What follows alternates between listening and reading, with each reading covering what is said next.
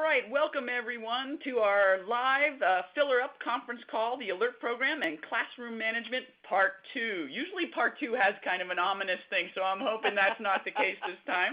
I'd like to welcome everybody, those of you that are on live with us here today, and then our future listeners to the recording itself. I'm joined today, as most of you know, by my colleague and friend, Barb Piper. Welcome, Barb. Hey, hi, glad to be here. All right, and I must not have been too hard on you the first time because you were willing to come back, or you just couldn't take the arm twisting anymore. So always a pleasure. I sure appreciate it. Not the arm twisting. No, coming back. Coming back. That's right. We should clarify.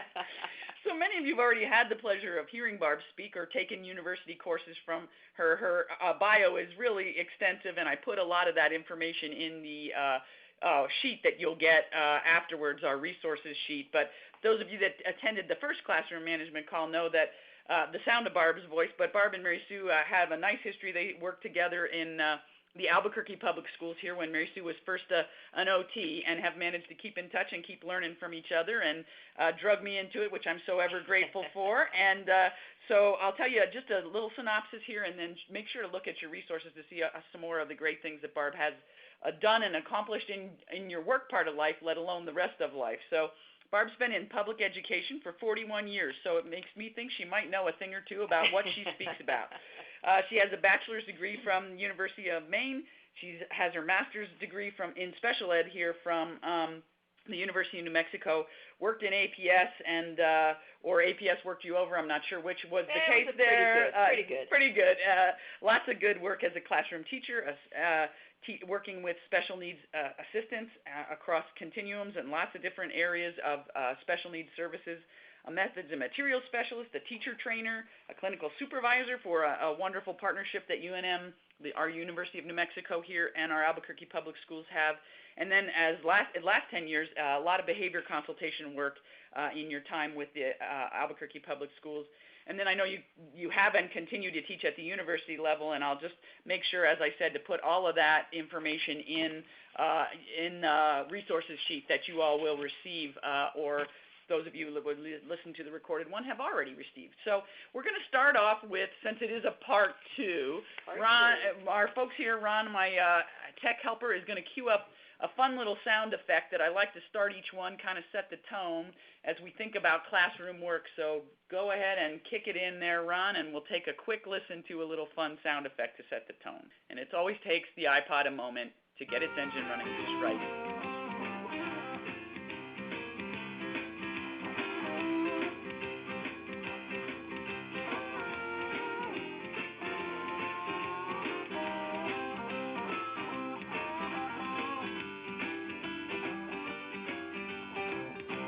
All right. Well, that sound effect is actually a song from our test drive book and CD. And the reason I wanted to play it again in our part two here, Barb, is that Barb is actually one of the ones that gave us the idea to include that that idea in our book and CD. And it's one of what they call our transition songs, where for different assorted time periods, like 30 seconds, a minute, 2 or 3 minutes, 5 minutes, I can't remember. We have a number of them in the book here. You'd think I know since I was involved in making the book, and yet again, my mind, it escapes me in the moment. But what we wanted to do, and your suggestion to us, Barb, which I really appreciate, is that lots of our kids are able to get themselves together if we give them the time in which to do it, and they know the expectation, obviously. So you helped us to kind of put that in there, and Barb, you can see Barb's quotes we took from Barb in our book. Many of you already are familiar with that, but kind of wanted to put that in there since that's a big part of some of the fun things that we've gotten to do together, Barb. Our goals today, pretty simple, and we repeat these often in terms of what we want to accomplish in our 30 minutes, because it is a short period of time and we want to jam-pack as much stuff as we can in here without getting it overwhelming. Our first goal is to keep it really simple, that remembering that the things that you hear that we talk about, and a lot of the great information that Barb's going to be sharing with us could kind of feel like too much sometimes, and that's okay. So don't get yourself into overwhelm. Make sure to keep it simple. Do 1 or 2 things at a time. Try them out. Get some competence with those, and then proceed on. And then the other emphasis, obviously, is setting clients and families, students up for success. It's a huge emphasis in the Alert program. It's a huge emphasis in a lot of the work that you've done, Barb and Mary Sue and I, over our decades of work with children and families. And so we'll want to definitely keep that in mind. And then just to remind everybody, you'll get your email document that has links and references and resources that we talk about in the call. So don't worry or feel like you have to scramble to write things down, or don't let your engine go high about any of that kind of thing. In this particular resources document that you'll get here, I've included some of the resources that we used last time, as well as some additional ones that we're going to feature and mention here. So those of you that were able to attend or have listened to our first class alert program in Classroom Management 1, which we didn't know was 1 till we ran out of time. We did. That's right. But talking is not a hard thing for you or I, Barb. No, it's not. It's not. We have a lot to say. Yes.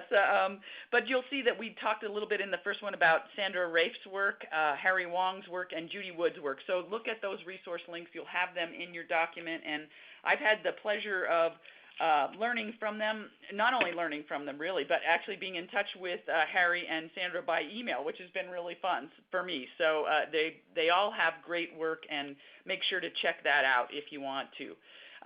We also have set the tone and talked about keeping in mind as we go through our call that diagnostically some of our students who have attention deficit or need and thrive on newness and novelty will want and need really different kinds of support than some of our students who are on the autism spectrum or have anxiety or obsessive compulsive kinds of challenges. Those folks may need a lot more routine to keep them comfortable. So as we go through and talk about things, just kind of remember that, and we'll try to kind of point some things out like that. Barb's going to give us a lot about different concepts, but just really keep that in mind as we think about what strategies that we talk about are going to be a match for the individual that you're here thinking about or working with or living with or learning from, or all of the above. So I want to kind of dive in again here pretty quickly, Barb. One of the things that you and I talked about was this idea of this Q-tip concept. So tell us a little bit about that as a good classroom concept here.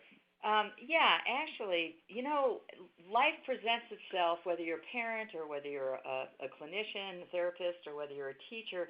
Sometimes those kiddos that we work with, or our students, exhibit a particular behavior repeatedly.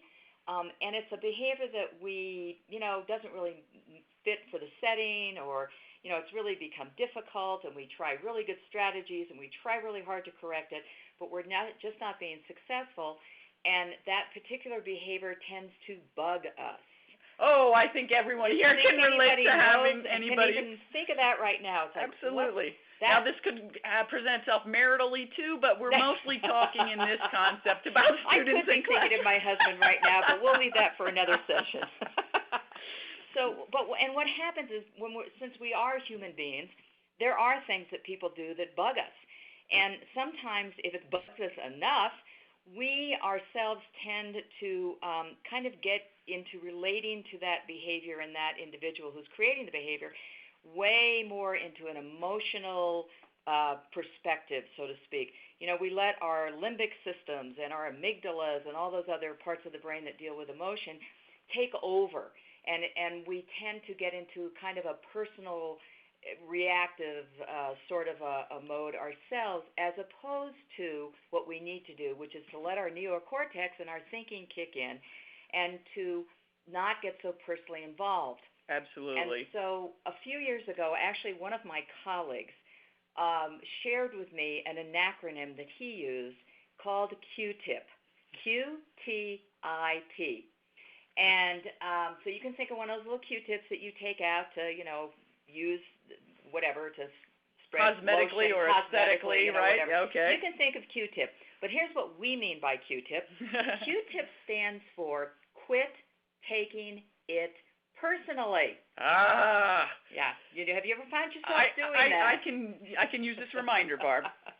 So, we are people, and we do respond to things from a human perspective and so forth. But, when we're working with individuals, especially with certain kinds of challenges, whatever those challenges may be, instead of allowing ourselves to hang out in that taking it personally mode, we really need to kick back into looking at what is this all about, not taking it personally, so that we can actually problem solve.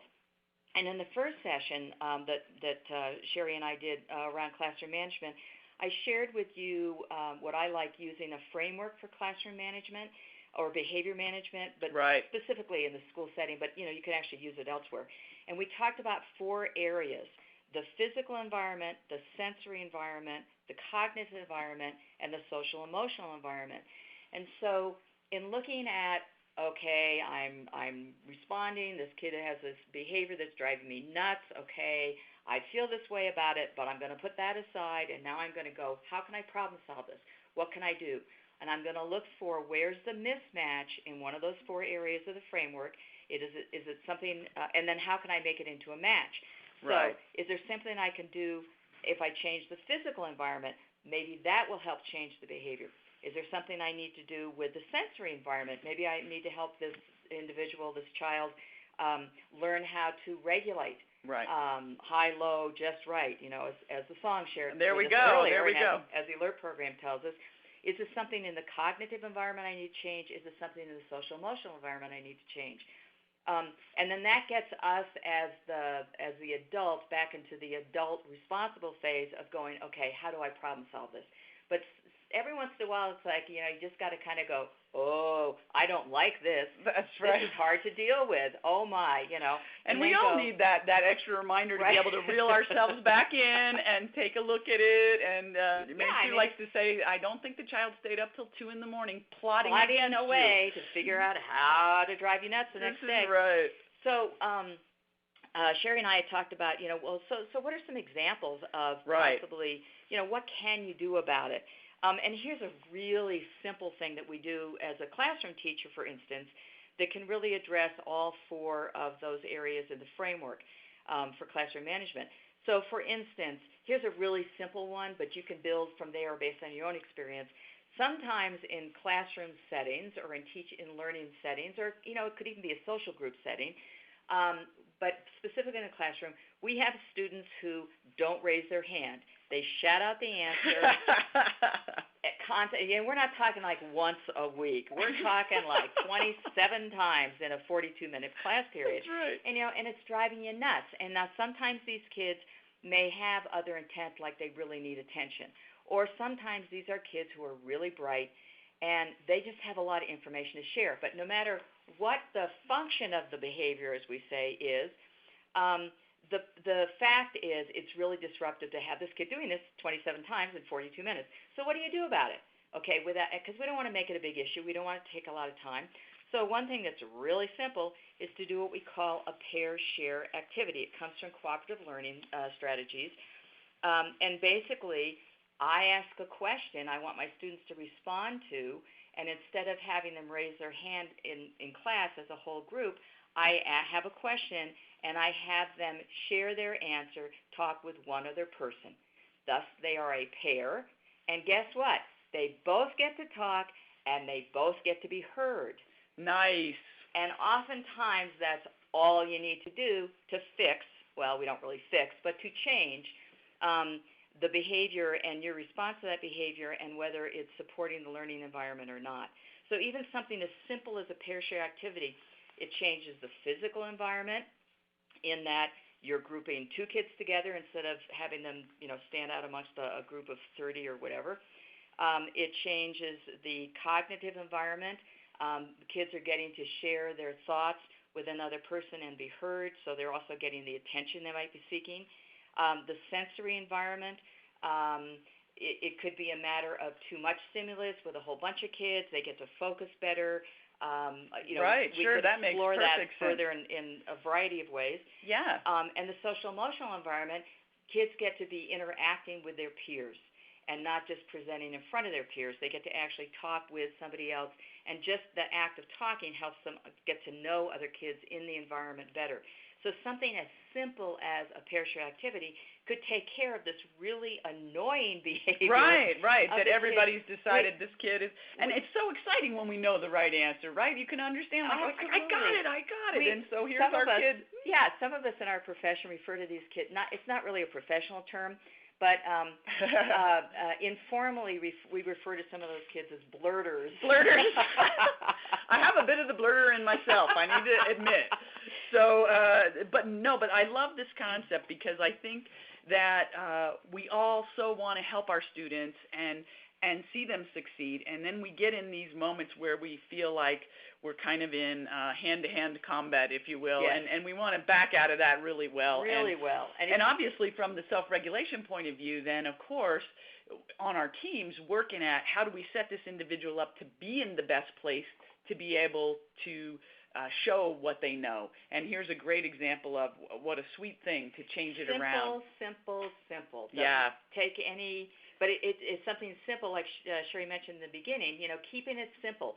Here's one simple strategy, and if you're not particularly in a situation where you'd be the one implementing that strategy, maybe it's something you share, like if you're a support to a classroom teacher around a particular child with sensory needs or behavioral needs or whatever, and just suggest to them, hey, I've noticed that when he or she, the student, gets to talk with one other person, it tends to take care of their need, to be heard, to share their ideas, to be focused on somebody else, and so forth. And so maybe you share it with somebody else. Yeah, and I really think, and because you took us through the environment areas, I think that really helps. Like even something we had talked one time, and I know that you have had occasion to recommend this, some of our kids who really can't stay in their seat. So that would be like in that physical environment kind of idea, right? Yes. Then And you can do a pair share, for instance, where you can have partners set up ahead of time where you use the same pairs. I mean, there are different structures. We won't get into that now, but there are different structures to manage that routine. And for a student who needs some physical movement, and we want to give them purposeful physical movement so they don't create their own physical movement that then bugs us. Exactly. There we go. We might not want to know how creative they are. So I have a student A who sits on this side of the room, and when it comes to pair share time, student A gets up and goes and over talks to student Z because I've created them as a pair ahead of time. Nice. And so that person gets to move. Then when it's time to go back as a class, they come back and sit down at their seat. Hey, movement is addressed, and we don't have a problem. Isn't that nice? And so I just love these examples because we take it through those 4 areas that you talked about, and so that's a physical environment example and a social emotional example, right? Also, I mean, and then we're getting our cognitive pieces in there, and this is what I feel like so many of our teachers and families need support with is how do we combine pieces from all of this in these simple ways and say, oh, this is going to help address what's going on. And so now so-and-so gets to share their knowledge. They get to show what they know, which is so important for so many of our kids. They get to learn how to talk and interact with each other.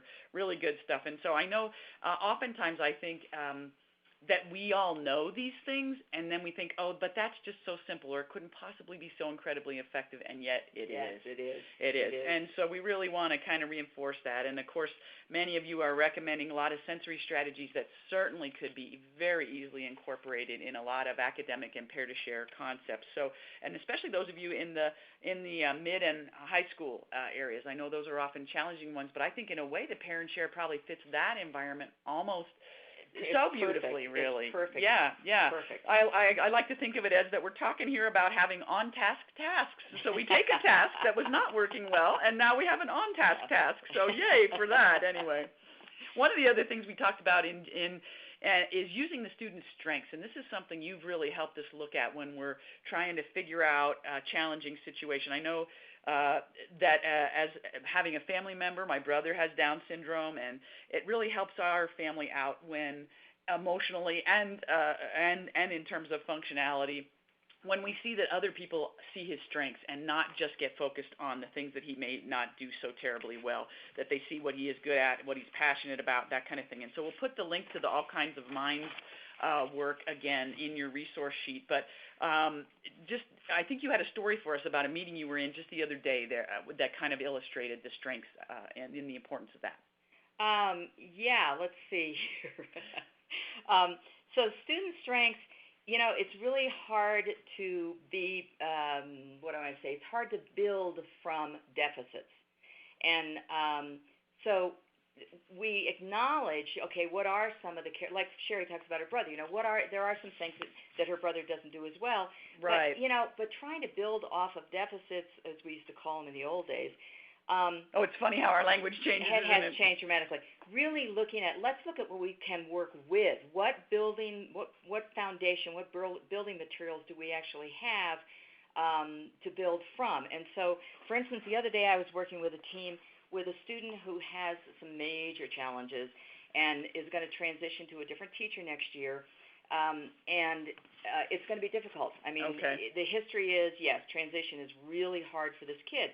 So one of the things that I talked to the team about was looking at, okay, like Sherry mentioned about her brother, what are his strengths and his passions? So with this team, I talked about what are these students' strengths, what are these students' interests and passions, and then look at, okay, we've got to transition this student into a new physical environment and with new other adults, new people. And so how do we make that happen with it trying to make it as natural as possible and be as productive as possible? Right. And so what I talked about, for instance, was the student really likes the library at school, and the student really likes to hear stories, and really likes, well, right now it happens to be tornadoes, but it could be something different next week. We all have our areas of interest. We have our areas of interest. And they fluctuate and change. They do. So the suggestion was that the teacher who is currently with the assistant who the kid really likes also arranges to meet with the new who's going to be the new teacher in the library. It sounds like a clue game. Where does this take place? In the library. But there's no with murder the new involved, teacher. so we're no, good. it's a strength thing. Yeah, that's right. It's a strength thing. So one of the current adults that the student is comfortable being key. Goes to a setting that is a place that the student likes and is comfortable, i.e. here, the library, and the new factor, who is the new teacher, comes into that setting. The current existing staff members there, the students there, they read a book about something the student likes in the library, which is a place the student likes, with a new adult. And so you're pairing something the student likes and is comfortable with the new factor, the new variable, which is the new teacher. And then we work on phasing and fading that, so that eventually it's the student and the new teacher, and the current adult doesn't need to be there. And work on gradations of familiarity and kind of sensitizing or desensitizing the student to the new setting. But the idea being, and we could come up with lots of other examples, but no, but that's such a good example. The idea being that we're pairing what's this kid like, what are they passionate about, what do they like, what are they comfortable with, so that the new factors aren't quite so unsettling. Right. So we've set up all the ways we can for success, and then we've introduced this other little additional challenge. Right. But then like you said, and what I thought was so cool about it is it doesn't have to be this huge event. You do this really a couple of minutes. We read a short story, we go away. Done. We've created this great, positive, exciting situation for this individual, and that's the cool thing about that is we all know that's changing brain chemistry right there. Yes. When we get that much positive going on, we're setting that child up for success in so many ways. Absolutely. And it may be that in this particular case, then for us OTs, that we look at, are there movement things, and I don't know this individual, so this may or may not be true, but are there things we could do right before the transition that are going to set him up in the nervous system way to be even more ready for all this other great social, emotional, and stuff that you've done? Yeah. So I think it's really cool, and I thank you for that example because I really liked it when we talked about it. One of the other things I remember is I had a chance to attend a lecture by Bob Brooks. He's a psychologist and speaks nationally on lots of different topics about how to support children to be resilient across lots of different environments, and a school being one of those. And he had a great story that he told, and I probably won't do it justice here, but it was about a child in school who was wandering the halls all the time. And so what they did is the Q-tip kind of moment, pulled back. They looked at what is this kid's strength. This kid is a guy who knows the layout, and so he liked wandering the hall. It was a positive thing for him. So what they did is they framed it in a way where they looked at it as the strength, and they had him do it as a purposeful activity. He helped be like a main hall monitor. He had a time when he did it, and when the time was up, he went back to his class, and he got it done. And so I'll put the link to some of Bob Brooks's resources in your website. But I just love that story. It's that same moment of the stuff that was bugging us. Everybody's crazy. He's not in class enough. And then here we change it up and be able to let it be part of becoming a part of the strength there. And one of the things that makes that kind of strategy successful is that as the adults, that we are still in charge. Right. When you do things like that with kids, sometimes adults go, oh my gosh, no, I'm giving them too much freedom, or oh, they're away from the learning center, or we're not getting this task done at home. When really, if you give yourself permission as the adult in charge, that this you take 5 minutes, maybe at the most, to do something. Either of these examples, it's only 5 minutes, but the gain is so huge that the rest of the time that you want to devote to whatever the next event or task is, it's so much more productive, because you've taken care of this other stuff that can sometimes be challenging. Well, and it's a personal responsibility moment, isn't it? So now this individual has said, I have my trust in you, that you are going to be my person that's helping me. It's purposeful. It's reasonable. This is what we want. And I find kids taking so much more ownership. I know we all know this, but when they have ownership of it, that's what we want. I don't want to be in charge of someone's self-regulation. I want to set them up so they're in charge of their self-regulation. Exactly. And same is true for all their good academic work. Well, one other concept we want to try to touch on today, too, is this concept, Barb, of celebrating success for lots of our students. And it's really, in my mind, I see it as almost a cultural way in the classroom. So tell us a little bit about your guy who got tickets in his classroom. I really, when I work with teachers, I oftentimes say to them, it's all about perceptions. And so that idea of celebrating success, it really is a perception that we lend to the environment, and our actions tend to support the fact that we believe in success, and it is success that breeds success. Exactly. And so the story that I had shared with Sherry at one point, I had a student, this was many years ago, but I had a student who had difficulty on the bus. Bus behavior was the problem. Oh, everybody's had some experiences with bus behavior. I was a teacher, and it was like, okay, well, I'm not on the bus, so I, as the teacher, cannot manage his behavior. Right. And, but it wasn't okay to just stop there. It was like, I got to help the bus driver and the assistant out, whatever. Right. So we made sure that the student understood the expectations for the bus. We made sure that the bus driver and the assistant understood how the system was going to work.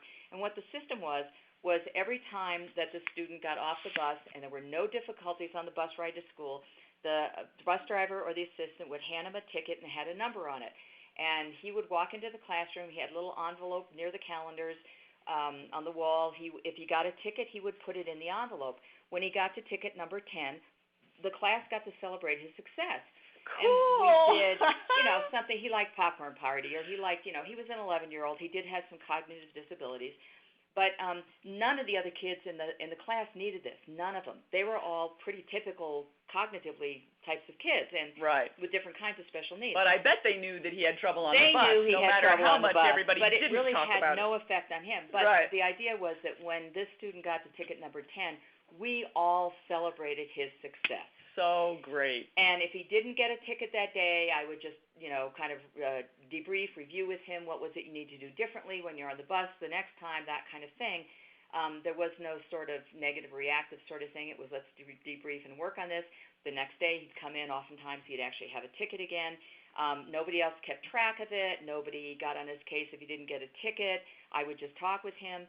But when he got to ticket number 10, everybody was like, this is great, you did a great job, congratulations, and he'd decide what kind of a celebratory sort of a moment we should have. Oh, this is so good. And it's celebrating our success for all of us. We all have our areas that when we finally get it or do well in things that we certainly, the celebration is awesome. And isn't it great preparation for just future relationships in work, in school, in life, in home? I just think it is a big myth that students don't know what's going on for other students, and if we keep it positive in the way like you described there, and I know so many teachers are so good at creating those positive cultures in their classroom, because I think we do kids a disservice when we don't acknowledge that we all have some areas where we need a little bit of extra work on, and we think we're going to pretend nobody notices that so-and-so is having a struggle here.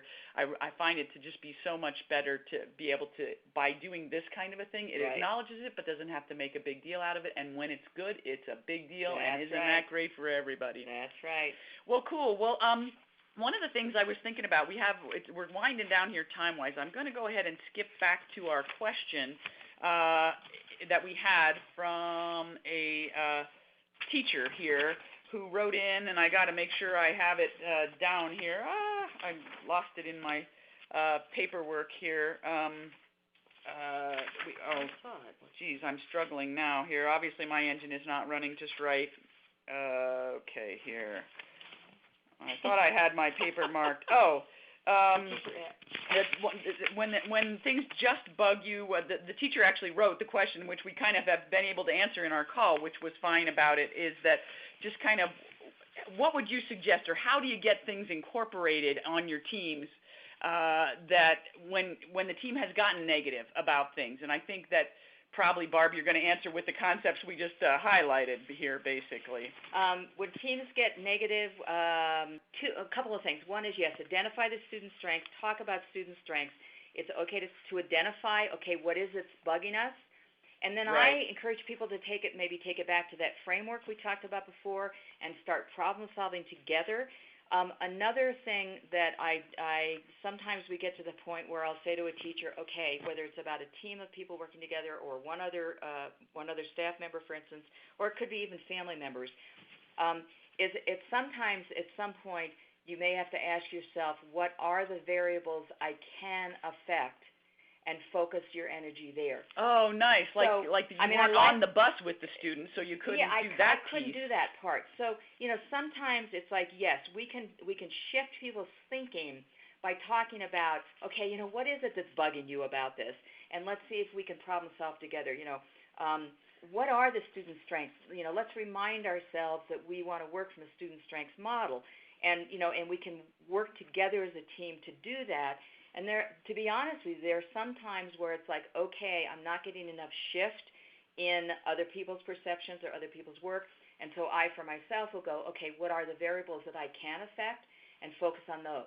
Exactly. And do some really meaningful work, and then continue to try and shift how people exactly. perceive things. And so our Q-tip, our strengths, are celebrate the success, and then the whole thing of sometimes we're in situations that we're not going to be able to shift it all, but shift what we can, control what we can, not in a negative way of control, but like what can we make our best effect with. Exactly. And so I really love that. I'm sorry I stumbled around about getting the question out. It was a really good question, and I realized that we had a lot of good answers to it.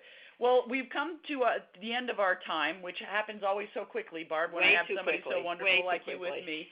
I think that we have lots of ideas for keeping it simple. We have lots of ideas that should at least validate, if not give you new ideas, about how to set folks up for success. Common sense disclaimer, make sure to trust your judgment. If there's something on the call that hasn't made sense to you, isn't a match or a fit, or you need more help or support with it, then don't do it. Get extra help or support. All of us need some extra support sometimes when we run into challenging situations, so I certainly encourage you to do that, whether it's through some of the resources through TherapyWorks and the Alert Program, or your local folks. However you get that support, get it if you need it.